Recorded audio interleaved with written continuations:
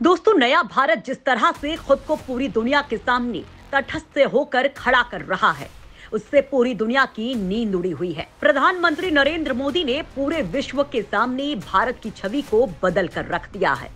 भारत की इस ताकत को कई देश पचा भी नहीं पा रहे थे कि देश के विदेश मंत्री एस जयशंकर के बेबाक बोलों ने उनके होश उड़ा दिए हैं। इतना ही नहीं, एस जयशंकर का ये रुख कई देशों को अपना फैन बना चुका है। अभी हाल ही में संयुक्त राष्ट्र की महासभा में प्रधानमंत्री नरेंद्र मोदी की जगह गए विदेश मंत्री ने भारत की ऐसी मजबूत तस्वीर पेश की है कि वो हैरान रह गए हैं। सभी को ये समझ आ गया है कि भारत किसी भी तरह की शक्ति से डरने वाला नहीं है। और एस जयशंकर ने जिस तरह से बेबाक और बेधड़क होकर बोला, उसके बाद तो उनके ये बयान वायरल ऐसे हुए कि अमेरिका, चीन जैसे देशों को बुखार ही आ गया है। उन्हें ये समझ आ गया है कि ये नया भारत है। आगे बढ़ने के लिए इसे किसी के सहारे की जरूरत नहीं है, बल्कि वो दुनिया को अपने हिसाब से बदल रहा है।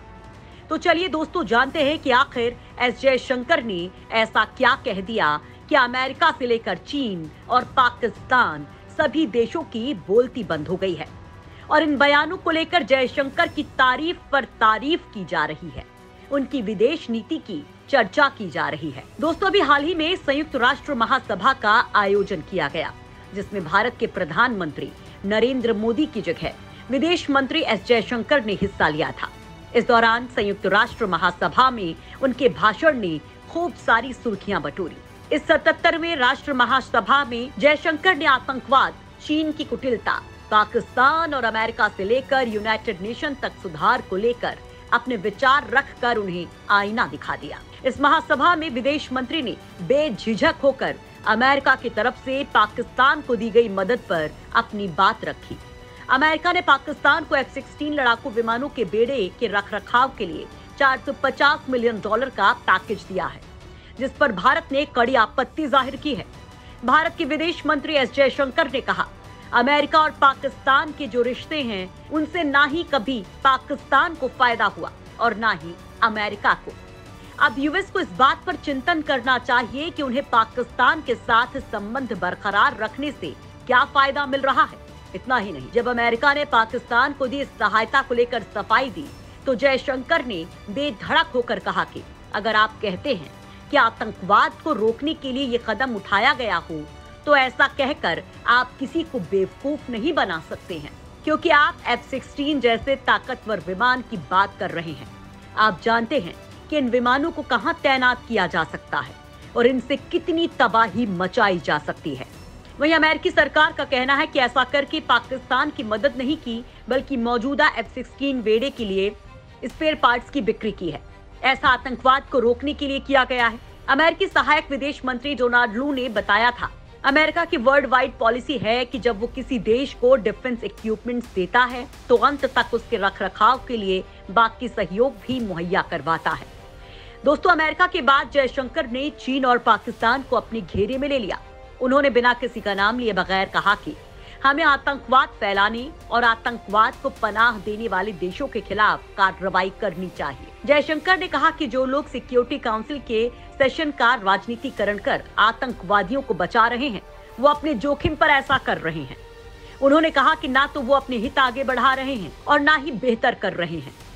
इसके अलावा जयशंकर ने आतंकवाद पनपाने वाले देशों और उसे सपोर्ट करने वाले देशों के खिलाफ कड़ी कार्रवाई करने की मांग भी की।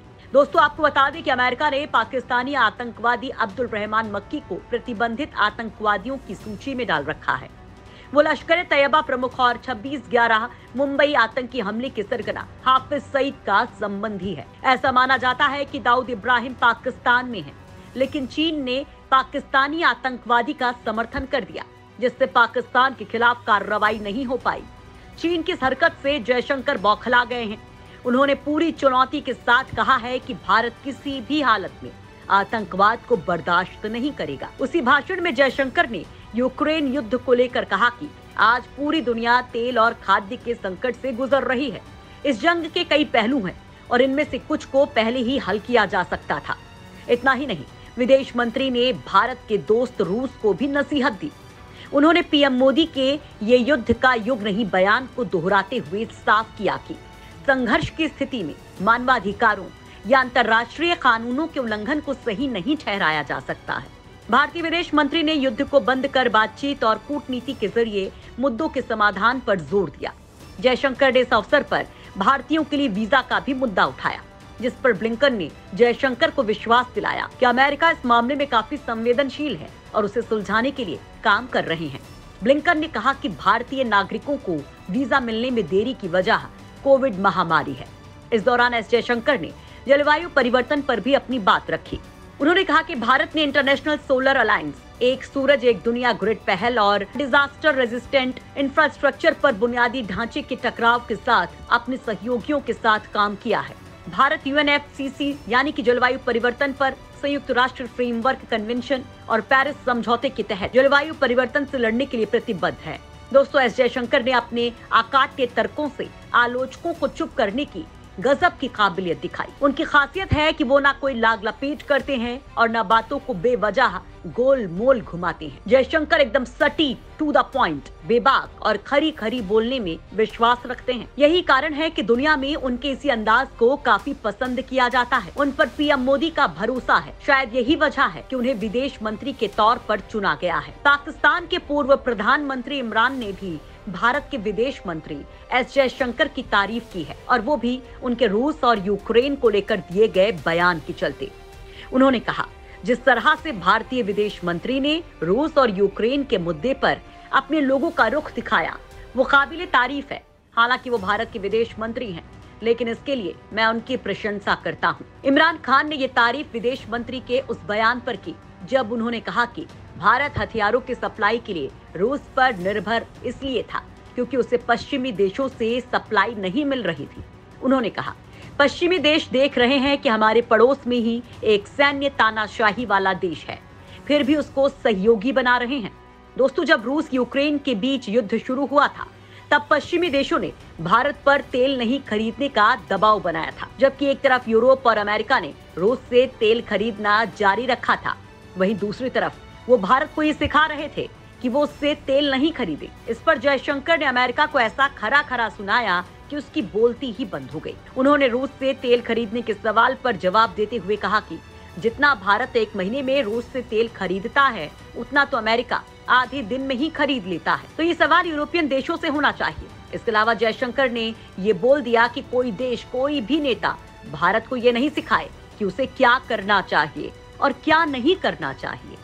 इस मामले में भारत खुद समझदार है, वो अपने निर्णय खुद ले सकता है। एस जयशंकर तमाम मौकों पर दो टूक कहते आए हैं कि भारत की विदेश नीति स्वतंत्र है और वो किसी भी तरह के दबाव की परवाह किए बिना हमेशा अपने राष्ट्रीय हितों को तरजीह देगा।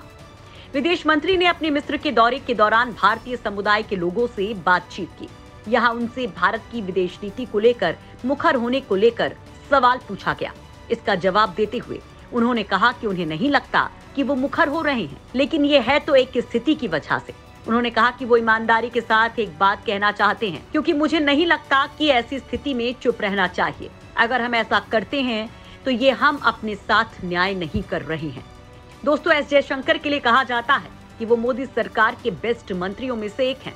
जयशंकर के ऐसे एटीट्यूड के पीछे कारण है डिप्लोमेसी में दशकों का अनुभव। जयशंकर 38 साल तक इंडियन फॉरेन सर्विसेज में रहे हैं। इस दौरान उन्होंने चीन और अमेरिका को बेहद करीब से हैंडल किया है, इसलिए वो अमेरिका और चीन के हर इरादे को बड़े करीब से समझते हैं और वो वही बोलते हैं जो भारत के लिए सही है। यही कारण है कि मोदी के कैबिनेट में जिस नेता को अगले पीएम के तौर पर देखा जा रहा है, उसमें डॉक्टर एस जयशंकर का नाम भी शामिल है। इतना ही नहीं, जयशंकर को भारत के साथ साथ उनके दुश्मन देशों चीन और पाकिस्तान में भी काफी पसंद किया जाता है। जब वो विदेश मंत्री नहीं थे, सिर्फ विदेश सचिव थे, तब भी जयशंकर ने काफी बेहतर काम किए थे और अपनी अलग पहचान बना रखी थी। इसमें इजराइल और सऊदी अरब के साथ बेहतरीन रिश्ते बनाने के साथ ही अमेरिका और भारत के रिश्तों में सुधार उन्हीं की देन है। इसके अलावा जयशंकर ने नरेंद्र मोदी से अपने पहले अमेरिकी दौरे में ही मेडिसिन स्क्वायर गार्डन में खड़े होकर भारत को संबोधित करते हुए दुनिया में खुद को ग्लोबल लीडर घोषित कराने में पूरा काम किया था। तब तो वो भारत के विदेश सचिव भी नहीं थे, लेकिन उसके बाद मोदी सरकार ने उन्हें भारत का विदेश सचिव बना दिया